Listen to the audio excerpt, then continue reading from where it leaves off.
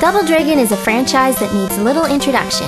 It's been out of the limelight for a while, but even younger gamers are familiar with Bimmy and Jimmy. Wait, I mean Billy and Jimmy.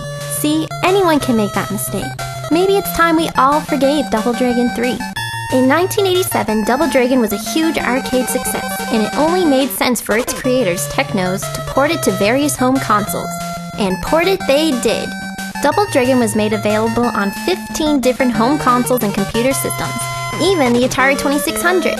The most popular of the Double Dragon ports were on the NES and the Sega Master System.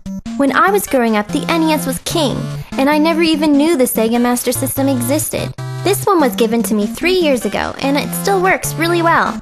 I think these are supposed to be instructions, or a rough diagram for how to hook it up. It doesn't really make a whole lot of sense. I don't have any controllers for the Master System, but thankfully Genesis controllers work just fine. On to the games. Right off the bat, the one downfall that sticks out on the NES version is that the story mode is single player only. That's right, the #1 arcade smash, Double Dragon, is only one player. I know there's a 2-player versus mode, which is okay, but it doesn't really count because when everyone thinks of Double Dragon, they think of the classic 2-player co-op beat-em-up. Even the front shows Billy and Jimmy kicking ass together as a team. This is where the Sega Master System version pulls through, as you can play as Billy and Jimmy with a friend, just like the arcade version. In the Master System version, every attack is available from the very start of the game. Meanwhile, on the NES version, you are initially limited in the number of attacks you have. As you gain more points, you level up and gain more attacks. The NES has a few attacks that are original to itself, such as pinning your opponent down and brutally punching them in the face, and the fancy jumping spin kick that the enemies always seem to dodge. The Sega Master System version has its own crummy attack, the leaping reverse kick. In both games, the primary attacks are punching and kicking. In the NES version, the roundhouse kick has a bit more reach and stuns the enemies for a longer amount of time compared to the punch. In the Sega Master System version, this is the total opposite. So you'll find yourself ignoring the roundhouse kick altogether, unless you're going for a high score. I think it looks a bit odd as well, almost uncomfortable. The headbutt also looks weird. It looks like you're trying to kiss your enemy rather than strike them with your skull.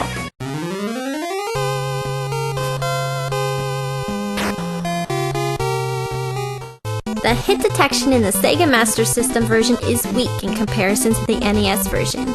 This can make attacking the enemies very difficult, even with the weapons.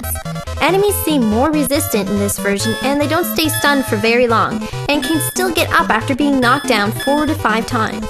The Master System version can handle up to 3 enemies on the screen at a time, while the NES version only has 2.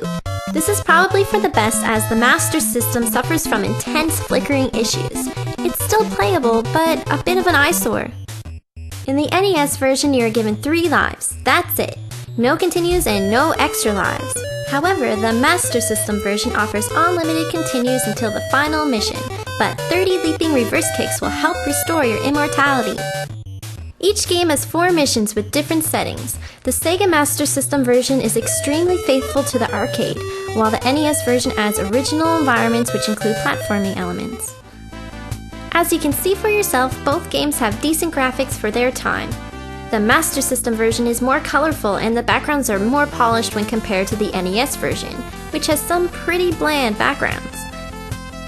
As countless others have stated, the music and sound effects in the Master System version aren't nearly as memorable as the NES version, despite it being more accurate to the original arcade music. Just listen to the sound of the doors opening in the Master System version. Nice touch, Sega! Mission 4 is the final stage in each game. Here you fight through a number of baddies and eventually the machine gun wielding boss, Willy. In the Master System version, this is where the game ends if you're playing with just 1 player. Aww, may you live happily forever. However, if you're playing with 2 players, you must fight each other in order to win the love of Mary Ann. It seems both brothers have a thing for Mary Ann, since the back of the box says she's Jimmy's girlfriend, while the instruction booklet states that she's Billy's sweetheart. So they leave her hanging there while one brother kills the other right in front of her. What a happy ending! Things take a similar direction in the NES version as once again the Lee brothers are forced to duke it out. As it turns out, Jimmy is the real boss and leader of the game. I guess this is the only way Technos could work Jimmy into the storyline and stay somewhat true to the two-player arcade ending. But as I mentioned earlier, the box art for the NES version shows Billy and Jimmy beating up bad guys together. They even have this whole brotherly forearm stance thing going on. To say the least, it's a bit misleading. After defeating Jimmy, you finally get to rescue your girlfriend Marion, and the game is over. So, which is the better game? Both games are classics and were really fun to play for this review. Although the Sega Master System version gets bonus points for including two-player co-op, the NES version is simply more fun to play. There's minimal flickering to deal with and the controls feel more precise. You can never be sure you're going to land a punch in the Sega Master System version. Some people really dislike the environments that were added in the NES version. Personally, I enjoyed the variation. There was more to this game than just walking forward.